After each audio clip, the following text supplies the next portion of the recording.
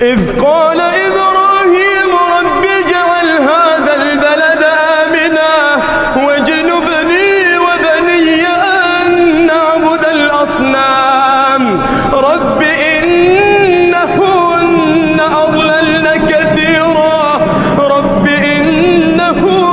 أضللن كثيرا من الناس فمن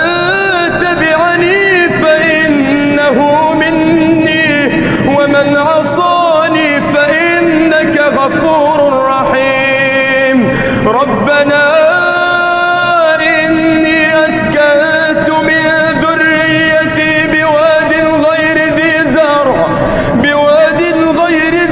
زرع عند بيتك المحرم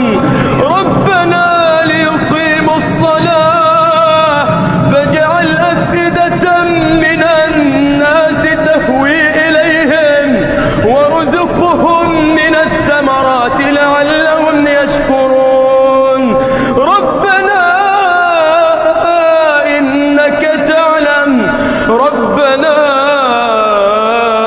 إنك تعلم